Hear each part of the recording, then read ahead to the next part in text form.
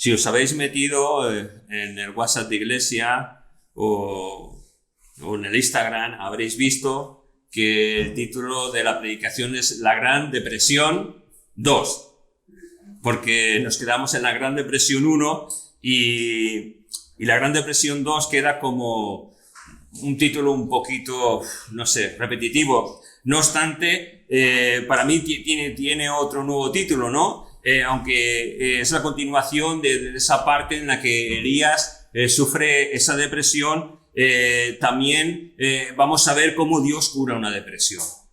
Porque para Dios no es nada imposible. Para los hombres sí, hay muchas cosas que son imposibles. Ya veis que con esta pandemia se está intentando buscar pues una vacuna para resolver este problema del COVID-19, pero no es posible, todavía no se encuentra. Dios quiera que ponga la sabiduría humana para que sí se pueda encontrar, pero Dios tiene todo el poder para sanar, para obrar milagros en las vidas de los hombres y de las mujeres.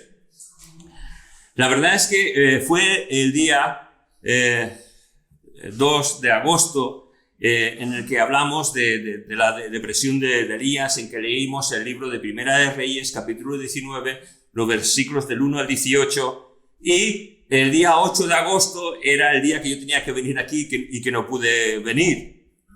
Y hoy, 25 del 10, podemos reanudar otra vez aquello que quedó inconcluso para poder hablar de la misericordia de Dios en la vida de un gran siervo que encontramos en su palabra, al igual de esa gran misericordia que Dios tiene derramada para todos nosotros. Creo que tendríamos que leer la porción para recordarnos de qué es lo que estaba pasando. Sabéis que estábamos haciendo un ciclo de la vida de Elías en el que esta era la 9ª predicación y bueno, ahí está, vamos a leerlo. Si queréis acompañarme, Primera de Reyes, capítulo 19, versículos del 1 al 18.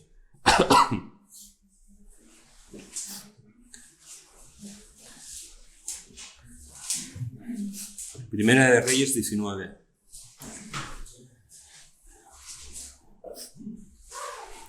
Dice así. Versículo 1. Acab dio a Jezabel la nueva de todo lo que Elías había hecho y de cómo había matado a espada a todos los profetas. Entonces envió Jezabel a Elías un mensajero diciendo: así me hagan los dioses, y aún me añadan, si mañana a estas horas yo no he puesto tu persona como la de uno de ellos. Viendo pues el peligro, se levantó y se fue para salvar su vida, y vino a Berseba, que está en Judá, y dejó allí su criado. Y él se fue por el desierto un día de camino, y vino y se sentó debajo de un enebro, y deseando morir dijo: basta ya, oh Señor, quítame la vida, pues no soy yo mejor que mis padres. Y echándose debajo del enebro se quedó dormido. Y aquí luego un ángel le tocó y le dijo: levántate, come. Entonces él miró, y aquí a su cabecera una torta cocida sobre las ascuas y una vasija de agua. Y comió y bebió y volvió a dormirse. Y volviendo el ángel del Señor la segunda vez, lo tocó diciendo: levántate y come, porque largo camino te resta. Se levantó pues, y comió y bebió, y fortalecido con aquella comida caminó 40 días y 40 noches hasta Horeb, el monte de Dios.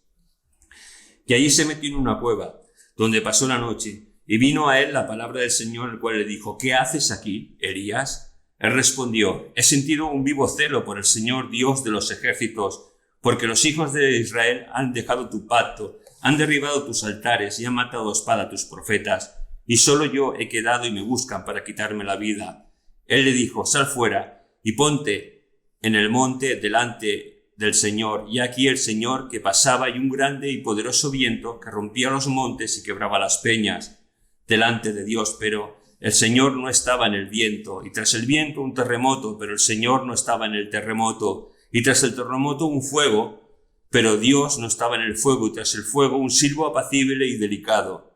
Y cuando lo oyó Elías, cubrió su rostro con su manto, y salió y se puso a la puerta de la cueva, y he aquí vino a él una voz diciendo: ¿qué haces aquí, Elías? Él respondió: he sentido un vivo celo por el Señor Dios de los ejércitos, porque los hijos de Israel han dejado tu pacto, han derribado tus altares y han matado a espada a tus profetas. y solo yo he quedado y me buscan para quitarme la vida. Y le dijo el Señor, ve, vuélvete por el camino, por el desierto de Damasco, y llegarás y ungirás a Hazael por rey de Siria. A Jehú, hijo de Nimsi, ungirás por rey sobre Israel, y Eliseo, hijo de Safat, de Abed-meola, ungirás para que sea profeta en tu lugar. Y al que escapare de la espada de Hazael, Jehú lo matará, y el que escapare de la espada de Jehú, Eliseo lo matará. Y yo haré que queden en Israel 7,000 cuyas rodillas no se doblaron ante Baal y cuyas bocas no lo besaron. Amén. La verdad que, fijaos que nosotros de los que... Este último versículo me llama un poco la atención. Simplemente eso es una anécdota que me gustaría contaros. Es que ante los ídolos paganos, ante esas estatuas de Asera, de Baal, de Afrodita, etcétera, etcétera, generalmente, aparte de hacer los sacrificios, muchas veces de bebés, incluso hasta de personas adolescentes, que se hacían delante de esas estatuas, estaba la tradición de besarlos. Y yo, que vengo de una tradición un tanto religiosa, veo en eso, ¿no? Esa tradición religiosa en la cual mi familia creció, y que generalmente muchas veces besábamos las estatuas, besábamos los anillos de los hombres, pero eso no es correcto. Lo que es correcto es adorar, alabar y enaltecer al único Dios verdadero, no a hombre ninguno, sino a Dios y a su Hijo Jesucristo. Toda nuestra adoración, toda nuestra alabanza, toda nuestra gratitud siempre tiene que ser para nuestro Dios. Vamos a orar para pedir la dirección sobre la palabra. Señor, te pedimos que tú bendigas tu palabra, Señor, que tú nos hables, Señor, y que tú, sobre todo, la pongas por obra en nuestros corazones, en nuestras mentes, y que nos ayudes, Señor, a ser hacedores de tu palabra, Señor. Recibe toda la gloria y toda la honra en tu nombre, Jesús. Amén. Amén. Amén. La verdad es que estamos hablando, para mí, de uno de los más grandes profetas que han habido en el Antiguo Testamento.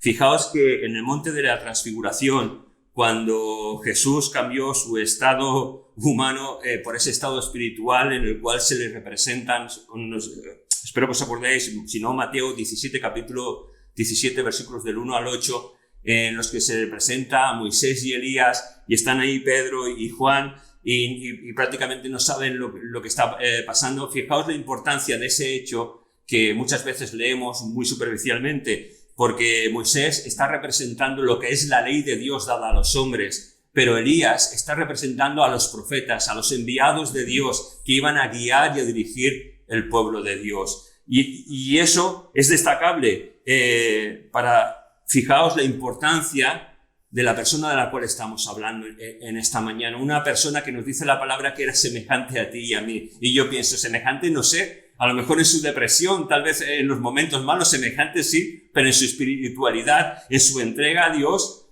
pues que Dios nos ayude, ¿verdad?, a ser semejantes a Elías, en nuestra espiritualidad, en nuestra devoción, en nuestra entrega, y dejarnos en las manos de Dios. Me gustaría hacer un breve resumen. Yo no sé si el breve resumen me va a llevar mucho. Si me lleva mucho, tal vez será una predicación introductoria a lo que vamos a ver o desarrollar a lo mejor en esta mañana o en otro domingo. Yo pensaba que se iba a acabar con la predicación de hoy, el ciclo de Elías, pero creo que a lo mejor durará un poco más.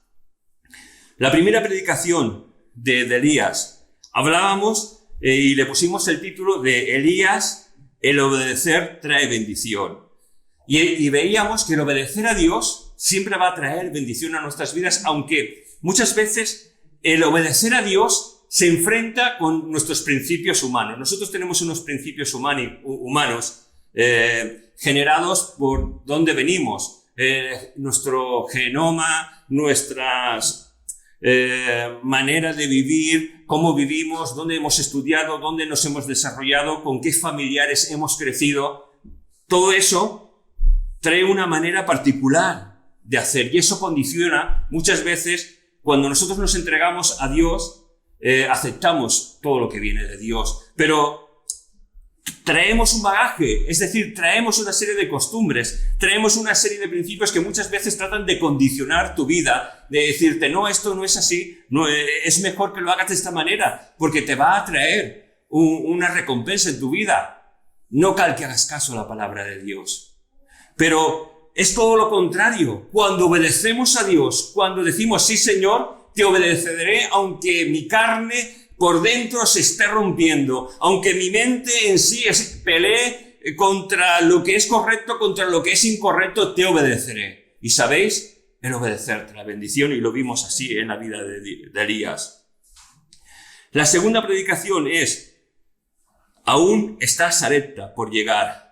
Y hablábamos del significado de la palabra Sarepta, que es taller de refinación, casa de fundición. Es donde el oro y la plata se trataban y se purificaban para hacer plata al 100% o al 99%, igual que el oro al 99%. Sarepta, para Elías tal vez sería como un oasis en medio del desierto. Es decir, escapa de Israel, se llega a Sarepta, que es una población en otro país, lejos de Israel, a muchos kilómetros de distancia, pero ¿sabéis? A pesar de que Elías pueda sentirse seguro porque lo ha sacado de Israel, porque en Israel todo el mundo lo está buscando para acabar con su vida, es un sitio en donde va a ser probado.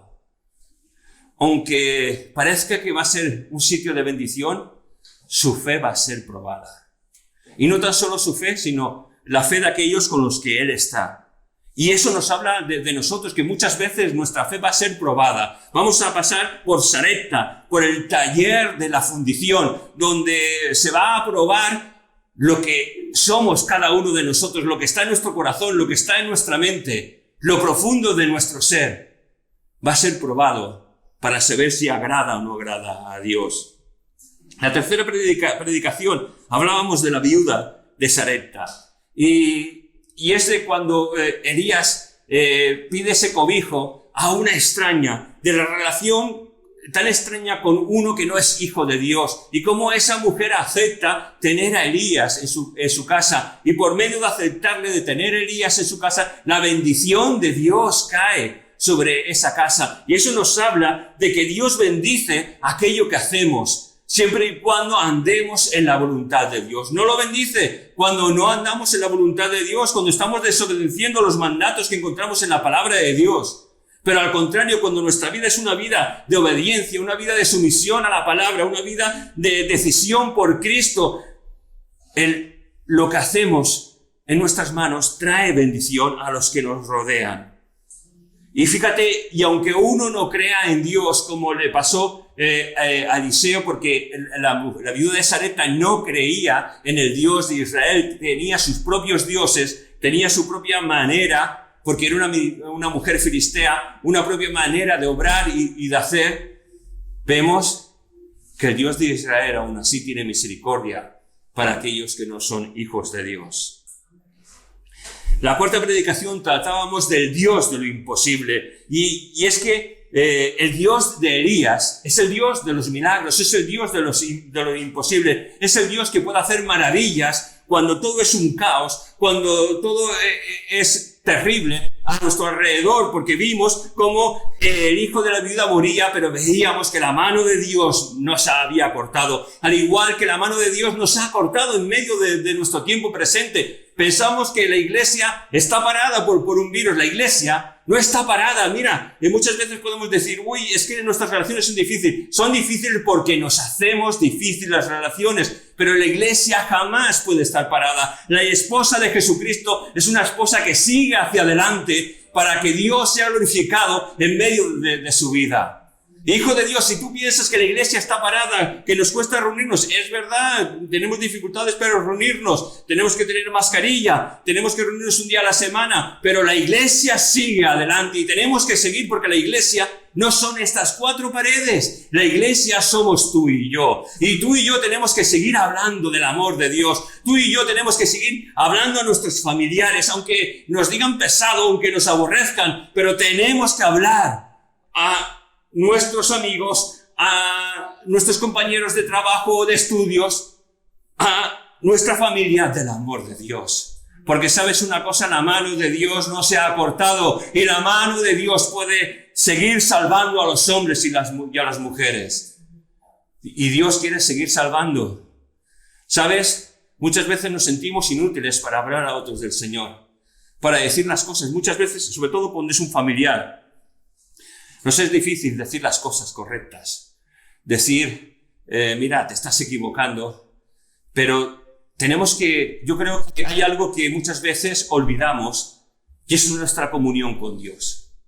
En nuestra comunión con Dios tenemos que hablar con nuestro Padre Celestial. Si no sabemos hablar de Dios de esa manera, que tal vez nos cuesta a todos decirle, Señor, quiero hablar con tal persona, con mi mujer, con mi marido, con mi nieto, con mi amigo del colegio, de los estudios, con mi compañero de trabajo. Señor, no quiero ser un pesado. Señor, utilízame como un instrumento en tus manos. Y pedir, y Señor, dame la oportunidad. Y ¿sabes una cosa? Dios te da la oportunidad. Yo recuerdo cuando era joven y salí de estudiar y estaba yendo a la escuela industrial. Yo no había hablado de que yo era un creyente a mis compañeros de colegio, pero ¿sabéis una cosa? Había ese versículo en la palabra de Dios que dice que el que se avergüence de mí en la tierra, yo me avergonzaré de él en el reino de los cielos. Y eso caló tan hondo en mi corazón que yo decía, Señor, dame la oportunidad de hablar a mis compañeros, dame la oportunidad de hablar de ti. Y fue en una clase de la evolución, en la cual lo que no sabía es que el profesor de evolución era un cura, o había sido cura. Claro, él como cura creía en lo que es la evolución teísta, es decir, hay una evolución progresiva y sobre todo está la mano de Dios en medio de esa evolución progresiva. Claro, es un enfrentamiento a los que creemos y somos creacionistas, es decir, los creacionistas creemos que Dios creó los cielos y la tierra y creó todo lo que en el libro de Génesis encontramos y creó al hombre y a la mujer. Somos creacionistas. Y claro, en medio de una clase a lo mejor de 40 alumnos levantaron, yo estaba en ese momento, yo sabía que se iba a hablar de la evolución y yo de verdad intenté prepararme a lo máximo posible. Y cuando empezaba a hablar mi profesor de evolución yo levantaba la mano, sí, pero profesor, es que lo que usted está dando no es una teoría, es algo incierto, y empezaba a refutar lo que él me estaba diciendo. Y dice, bueno, vamos a Frizat, déjame que siga más adelante, porque me llamaban Frizat, ¿no? Por mi primer apellido. Y así, hasta que al final, cuando acabó la clase, él habló conmigo, me dijo, mira, yo he sido cura, pero yo creo en las cosas de Dios. Y creo en la evolución teísta, tú tendrías que también creer. Y digo, no, yo soy creacionista, creo en lo que dice la palabra de Dios. Y Dios me ayudó, porque durante mucho tiempo, Señor, dame la oportunidad. Y a veces nosotros los creyentes somos tan impulsivos, somos como Pedro, y es bueno a veces ser impulsivos, dejarnos llevar por las ganas de hablar de Dios, pero tenemos también que decir, Señor, dame la sabiduría que proviene de ti, dame el momento justo, oportuno, en que no hable yo, sino que hables tú, porque sabes, son más efectivas las palabras que dice Dios que las que digo yo. Y si nos dejamos utilizar por las manos de Dios y decimos en el momento, tal vez que nos encontramos con alguien que tal vez en un pasado queríamos mentalmente, Señor, dame la oportunidad. Señor, no me quiero precipitar. Si ahora es tu oportunidad, dame esa oportunidad. Y hagámoslo y dejémonos ser utilizados por el poder de Dios, porque la iglesia sigue adelante, hermanos. Y gracias a Dios por ese Dios de lo imposible, porque Dios sigue salvando. Y como el milagro que hizo en el hijo de la viuda de Sarepta, que Dios siga obrando en nuestras vidas, ¿verdad? Muchas veces podemos estar dormidos, símbolo de muerte espiritual. Que Dios nos despierte, que Dios nos levante de nuestro letargo, del estar dormidos, para que así podamos ser instrumentos en las manos de Dios, para que sí seamos iglesia en movimiento, iglesia en marcha, llevando la palabra de Dios y haciendo lo que nuestro Dios quiere. Quinta predicación, el Dios de Israel. Aunque la podé, estos son los días de Elías. Y empezamos mirando cómo el Dios de Israel, cómo el pueblo de Israel estaba entre dos pensamientos: en servir a Dios o servirse a ellos mismos. Y eso que creo que nos pasa en la actualidad. En la actualidad somos como ese pueblo de Israel que estamos entre dos pensamientos. En si seguimos a Dios al 100%, porque eso es lo que pide Dios de nosotros, no que sigamos al 90%, al 50% o al 30%. Lo que pide Dios de cada uno de nosotros es una entrega absoluta a Él. Es que Él sea nuestro Señor y nosotros seamos sus siervos. Y que no vivamos entre dos pensamientos, sino que nuestro pensamiento sea Él. Y esto es duro y esto es difícil, porque somos cristianos y a veces nos hemos acomodado a nuestra situación de cristianos de muchos años, de vivir durante muchos años siendo creyentes, que vamos a la iglesia, que profesamos a Cristo en nuestro ser, pero que no hemos entendido o que nos ha costado entender hasta el día de hoy que debemos vivir para Dios al 100%. Que no debemos vivir para nosotros, debemos vivir para Él. ¿Qué significa eso? ¿Que vendamos todo lo que tenemos y lo traigamos a la iglesia? No, no significa eso. Lo que significa es que vivas y dependas de Dios. Que hagas la voluntad de Dios en tu vida. Que nos neguemos a nosotros mismos para decirle: sí, Señor, aquí estoy a tu disposición. Para que tú hagas de mi vida lo que quiero. Pero muchas veces actuamos por impulsos. Generalmente, las técnicas de publicidad utilizan lo que se llaman impulsos o choques de impulsos para que en un momento dado esto venga a nuestra mente y provoque un deseo de adquirir o de tener algo, ¿vale? Y nosotros generalmente funcionamos así muchas veces, a golpe de impulso. Mira, que nuestro golpe de impulso sea el servir a Dios, que no sea servir a nuestra carne, que no sea escuchar lo que el mundo nos está vendiendo, sino que sea servir a Jesucristo. Y que Dios nos ayude, porque esto es muy difícil. Porque generalmente, muchas veces vivimos entre dos pensamientos. Fijaos, en 1 Reyes 18, versículo 21, dice: y acercándose Elías a todo el pueblo, dijo: ¿hasta cuándo estaréis vosotros entre dos pensamientos? Si el Señor es Dios, seguidle, y si Baal, id en pos de él. Y el pueblo no respondió palabra. Pero no obstante, el poder de Dios se manifestó trayendo fuego del cielo que consumió el altar del sacrificio. Pero sabéis, también me llama mucho la atención porque es que muchas veces escuchamos la palabra de Dios y callamos. Muchas veces escuchamos la voz de Dios que habla a nuestra mente, a nuestro corazón, y que el Señor nos está diciendo: tienes que seguirme, tienes que dejar de tener tus prioridades para que yo sea tu prioridad. Claro, cuando más de una vez escuchamos eso, o cuando el Señor nos dice: quiero que me des esto. No sé si alguna vez te ha pasado, el Señor te ha pedido algo y has tenido que entregárselo. Es una pelea increíble entre nuestros sentimientos y emociones y lo que es la voluntad de Dios. Pero cuando al final decimos: sí, Señor, te entrego lo que tú me estás pidiendo, ¡guau! ¡Qué bendición tan grande se derrama sobre nuestra vida! Lo que no entendíamos y era una dificultad, lo entendemos y decimos: gracias, Señor, porque he hecho lo que a ti te ha agradado. Y que Dios nos ayude a seguir haciendo eso, ¿verdad?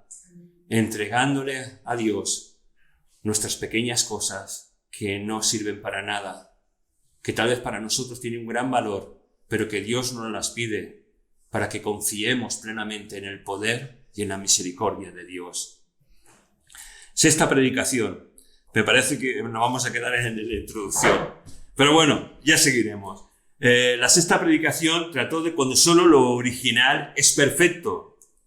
Y fijaos que un solo hombre, confiando plenamente en Dios, hace que una nación empiece a cambiar. Que una nación entera que seguía a Baal, que antes seguía al Dios verdadero, que ahora está entre esos dos pensamientos, cambie para seguir al Dios verdadero, al Dios que todo lo puede. ¿Sabéis? podemos suplantar muchas veces al verdadero Dios, a ese Dios que se ha revelado en nuestras vidas, a ese Dios que ha hecho morada en nuestro corazón. Podemos suplantarlo, podemos tomar sucedáneos muchas veces, pero no es Dios. No es Dios. Hijo de Dios, solo Dios trae bendición y satisfacción a nuestras vidas. Solo Dios. Y solamente el aceptarlo y el decirle, Señor, haré lo que tú digas. Estoy a tu disposición.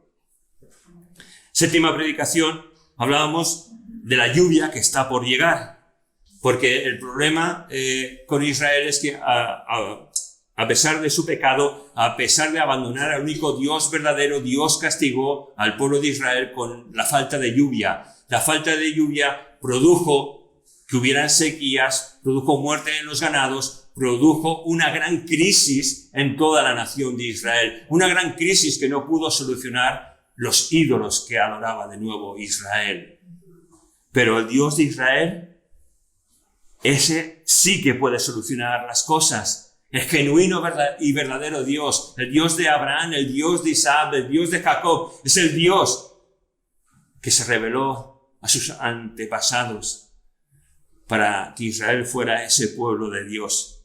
Al igual que nosotros, la gracia de Dios se ha revelado y somos también ese pueblo de Dios, ese injerto en el tronco de Israel. Caray, la gracia de Dios vino sobre nosotros los gentiles, ¿verdad? ¿Sabéis? Elías sube al monte Carmelo. Y Carmelo significa campo fructífero o jardín de Dios. Pero fíjate, aunque todo en momentos determinados en nuestra vida parezca desolado, caótico, sin esperanza, que no haya un futuro en nuestro entorno, Dios sigue obrando. Dios sigue obrando en medio de nuestras vidas. A mí me gusta esa canción que habla de Dios sigue obrando aunque no lo veamos, ¿verdad? Dios sigue obrando en tu vida, Dios sigue obrando en mi vida, Dios sigue obrando en el mundo entero, aunque el mundo entero esté intentando mirar a los científicos para que traiga una solución, Dios sigue obrando, Dios sigue rescatando las vidas, Dios sigue sanando a los enfermos, Dios sigue trayendo reconciliación con Él, Dios sigue obrando. Y aunque tú no lo veas, y aunque yo no lo vea, Dios sigue obrando en tu vida y en mi vida. Porque ¿sabes una cosa? Mi vida y tu vida se tiene que perfeccionar hasta el día en que partamos a la presencia de Dios. Y el día que partamos a la presencia de Dios, nuestras obras serán manifestadas y juzgadas. No para juicio, sino para bendición o no bendición.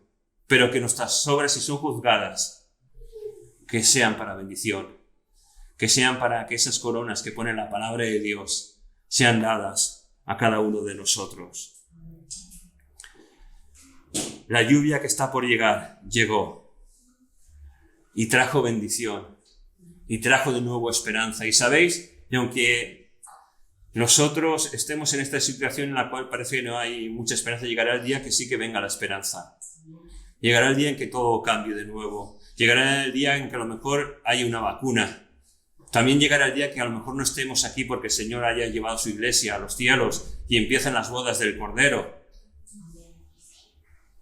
Pero en todo ello, la iglesia sigue andando, sigue marchando para la honra y gloria de Dios. Y nos quedamos en la Gran Depresión. No sé qué tal voy de tiempo.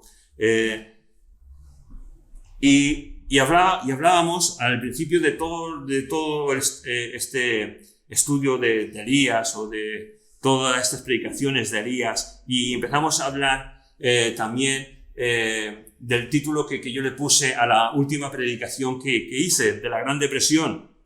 Y hubo un tiempo en que yo era un joven en el cual muchas veces se decía que los cristianos que tenían una depresión eran que estaban viviendo en pecado y por eso tenían una depresión. Caray, esto no es así. Esto es juzgar, esto es hablar. Claro que sí que si nosotros permitimos el pecado en nuestra vida, si nos dejamos llevar y seguir influenciados por el pecado, claro que puede traer una depresión, pero puede traer muchas más cosas que una depresión. Pero la depresión muchas veces son por causas naturales, por causas ajenas a nosotros. Y si vemos a Elías, en este capítulo que hemos leído en estos versículos, Elías estuvo bajo los efectos de una depresión. Y en la última predicación estuvimos hablando de los síntomas, del factor genético, de la presión social y familiar y ambiental que muchas veces se puede ejercer sobre cada uno de nosotros. Y cuando todo eso ejerce presión sobre nosotros, nosotros al mismo tiempo somos increíblemente fuertes, pero increíblemente sensibles y débiles. Y cuando todo eso ejerce esa presión en un momento determinado, podemos llegar a tener una depresión. Pero lo que nunca un hijo de Dios tiene que olvidar es que somos hijos de Dios y le pertenecemos a Él. Y nosotros, al pertenecerle a Él, podemos vivir confiadamente, plenamente en Él. Fijaos, Mateo capítulo 11, versículos del 28 al 30, dice: venid a mí todos los que estéis trabajados y cargados, y yo os haré descansar. Llevad mi yugo sobre vosotros y aprended de mí, que soy manso y humilde de corazón, y hallaréis descanso para vuestras almas. Es decir, hallaréis descanso para todo vuestro ser, para ese ser en el que está el intelecto, que están las emociones, en ese ser, en esa alma en que está todo involucrado, que es tan complicado muchas veces de vivir y de estar allí. Pero Jesús nos dice que hallaremos descanso para nuestras almas. Cuando estés asolado, cuando estés atribulado, cuando tal vez piensas que puedas tener un ataque en el cual estés nostálgico o estés de una manera depresiva, acuérdate de estas palabras, acuérdate de Mateo capítulo 11, versículos del 28 al 30, porque Jesús quiere que nuestra alma descanse en Él y que vivamos plenamente confiados. Sigue diciendo: porque mi yugo es fácil y ligera mi carga. Gloria a Dios. Vamos a ver cómo Dios cura esta depresión de Elías, cómo Dios cura una depresión. Si esperas encontrar una respuesta clara y sencilla, es bastante complicada. Solo puedes ser curado con ayuda. Y esto lo demuestra. Elías solo pudo ser curado con la ayuda de Dios. Y en esa ayuda en la cual tú necesitas, porque muchas veces cuando empezamos a tener un cuadro depresivo, solemos tener miedo. Solemos pensar que pensarán de mí. Pensarán que soy débil. No sé, y nuestra mente es un campo de trabajo tan difícil en la cual se juntan tantas cosas, pero cuando nuestra mente está así y sabemos que tenemos ciertos síntomas que pueden parecer a una depresión, lo primero es acude a Dios, porque necesitas ayuda. Necesitarás ayuda de profesionales. ¿Sí? De profesionales. Cualquier profesional está puesto por Dios. Son médicos. Al igual que hay médicos que tratan con nuestro cuerpo, hay médicos que también tratan con nuestra mente. Pero sobre todo, esto es un tanto peligroso. Y te explico por qué. Porque generalmente cuando tenemos una depresión, es algo emocional, ¿vale? Es algo que ataca a nuestros sentimientos, a nuestras emociones, a nuestra percepción de las cosas. Y yo creo, esto es lo que yo pienso, no digo que esto tenga que ser así, que las depresiones tienen que ser curadas bajo el amparo de Dios. A pesar de que puedas tener un profesional, necesitas un encuentro con Dios. ¿Sabes? Necesitamos acudir a Dios. No podemos desechar a Dios. Muchas veces decimos, sí, voy a ver un psicólogo o a un psiquiatra para que me dé un fármaco. Sí, tendrás ese fármaco, te ayudará, sí que te ayudará, estoy seguro, pero los problemas estarán allí y nuestros problemas, cuando tenemos una depresión, son siempre emocionales. Y Dios tiene que tratar con nuestras emociones y nuestros sentimientos, sobre todo porque nuestro corazón es engañoso. ¿Sabéis? Yo no desecho la psicología para nada, pero dentro de las cosas de Dios, a mí, sinceramente, la psicología no me sirve. Lo que me sirve es el poder y la unción de Dios, la mano de Dios. No suplantemos la psicología por el poder de Dios. No podemos hacerlo, porque el poder de Dios es aquel que se manifiesta en nuestras vidas. Es aquel que se manifiesta mediante las oraciones, mediante la intercesión, mediante el pedir perdón por nuestros pecados, por aquellas cosas que hemos hecho mal. Porque muchas veces hacemos cosas y están ocultas dentro de nuestro ser, que tienen que ser sanadas, que tienen que ser limpiadas, y solo esto lo puede hacer el Espíritu Santo, el poder de Dios en nuestras vidas. Entonces, esos problemas de alma, esos problemas emocionales que afectan a todo nuestro ser, tienen que ser tratados y tienen que ser curados. Recordamos que es una depresión, decíamos que es un trastorno del ánimo que perturba todo nuestro ser y produce amargura e infidelidad. Y esto puede ser o pasajero, que durante un tiempo estemos así, o persistente. Y si es persistente, la mano de Dios tiene que ponerse sobre nuestras vidas y tenemos que acudir. Y en esos momentos que muchas veces, incluso sin estar depresivos, sinceramente, hay momentos en los que pasamos en que no tenemos ganas de leer la palabra de Dios, en que no tenemos ganas de orar. Tranquilo, nos pasa a todos. Pero ¿sabes una cosa? Tenemos que esforzarnos en ello. Tenemos que esforzarnos en leer la palabra de Dios. Tenemos que esforzarnos en tener comunión con Dios. Porque, sí, mi vida aparentemente como cristiano y como no cristiano puede ser aparentemente feliz. Todo nos va bien. Pero, ¿sabéis? Puede ser que llegue el punto en que algo se quiebre. Por la presión social. Dios sabe por qué cosa. Y cuando eso se quiebra, empezamos a tener una depresión. Pero necesitamos estar firmes en el Señor. Y la manera en que se está firme en el Señor es leyendo su palabra y teniendo comunión con Él. Y si tenemos esa comunión con Él y la palabra, a pesar de no leerla por leer, porque la palabra de Dios tiene que ser viva. Y la palabra es viva cuando esa palabra produce efecto, emoción, sentimiento en nosotros. Cuando tú estás leyendo la palabra de Dios y la palabra de Dios te da una estocada y te parte por dentro y dices, Señor, ¿qué es esto que estoy leyendo? Y el Espíritu Santo habla a tus sentimientos, habla a tu corazón, habla a tus emociones. Y lo que no entendías, ahora lo entiendes. Es la palabra viva. Y esa palabra viva todavía se manifiesta en nuestros tiempos. Deja que la palabra te hable. No leamos la palabra. Yo he sido una de las personas que lamentablemente he pensado que la palabra de Dios hay que leerla por leer, siempre. Y siempre eso trae provecho y trae bien. Pero, ¿sabes?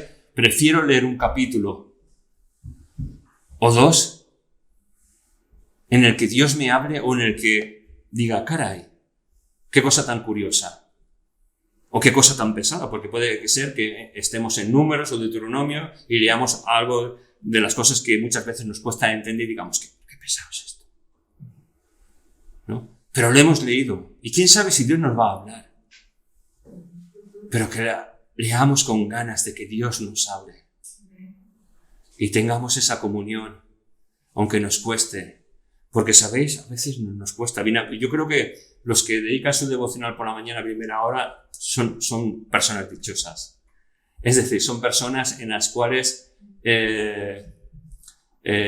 lo primero es Dios. Y ojalá sea así en nuestras vidas, que nuestro devocional sea lo primero que hagamos siempre. Yo me acostumbro a hacerlo por la noche y ahora lo hago por la tarde o por la noche. Pero que ojalá yo pueda cambiar y que todos podamos cambiar si lo hacemos cuando lo hacemos, para que lo primero sea nuestra entrega con Dios a primera hora, en la cual Él reciba la gloria y la honra. Y hermanos, nos vamos a quedar aquí. Seguiremos, porque es que hemos visto solo lo que es el principio, la introducción al tema de hoy, y me sabe muy mal, pero seguiremos de aquí a 2 semanas viendo la vida de Elías. Que el Señor nos bendiga y que el Señor nos siga hablando.